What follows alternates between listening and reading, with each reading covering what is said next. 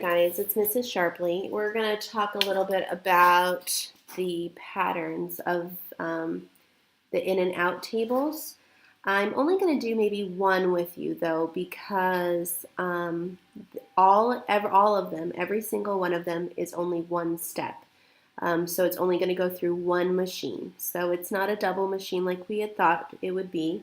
So since you're only going through one machine, I think that you'll find it a little bit more simpler. I am going to go over one though because there is one thing that's a little bit newer. So stick with me, and even if you're feeling really good about things, still follow along so that way you're sure that you understand everything. All right, so our first one is, again, only one machine. So it's going to go in as a 2 and it's going to come out as an 8. So I'm going to go ahead and draw my machine here. All right, and it's going in a 2. And it is coming out an 8. So in order to get from 2 to 8, I can either add a 6. I guess I could also multiply by a 4 because I know it's growing, so I know I'm going to be adding or I'm going to be multiplying. All right, so then I'm going to go ahead and go to the next one. And it is going to go in a 3, and it's going to come out a 12. All right. Now, in order to get from 3 to 12, it's not going to be adding 6, because if I added a 6 to that 3, it would be a 9, so it's not adding 6. However, maybe it is that multiplying by 4, because 3 times 4 is 12. Of course, I'm going to check one more, and just to make sure that that is for sure it. We're going to go in a 4, and we're going to come out a 16.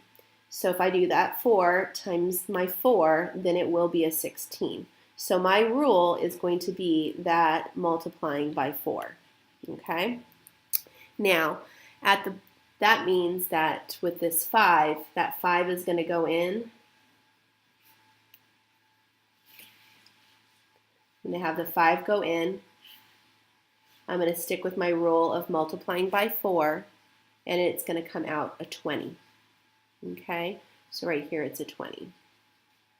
Okay, now again, the next machine, I'm sticking with the rule of multiplying by 4. However, I don't know what it went in as, but I do know that it comes out as a 24. Okay, so I need to ask myself, what times 4 is 24? I can use my multiplication chart and go that way. And I will see that 6 times 4 is 24 if I need that kind of help. And so that way I know it went in as a 6. Okay?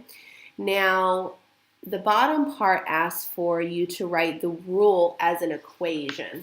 Okay? An equation is that whole math problem. For example, 3 plus 2 equals 5. That's an entire equation. Okay? So when we look at this, we know that we have an x and a y. Whatever y is going to be, okay, in order to figure out y, we know that y is going to be whatever x is times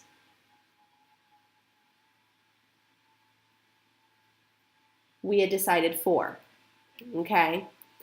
So that is our equation, okay? Now, sometimes, see how we have a big X here? Well, that's that X. Well, and then that's our multiplication symbol. Sometimes when we see equations, we'll actually see equations that look like this.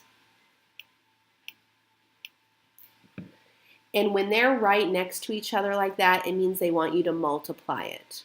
Okay, this X right here, this is that X. And that's your Y.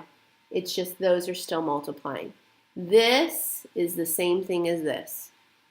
Okay, you just put your 4 first. It's not a big deal. All right, they just do it because once you start to put all those letters in with your math equations, and sometimes it gets a little confusing when you have your symbols of what you're supposed to do. Okay, know that when you get to, say, like table 5, it's saying if P is 15, what is Q? It's just adding one more thing to your table. It's saying if this is P, this is Q. So if I had another P down here and it was 15, what would be coming out? Okay, so you're just going to be writing a number, say right here. Okay, once you figure out what your rule is. Okay, when you're finished with this, make sure your name is on it and put it in the turn-in tray. Okay.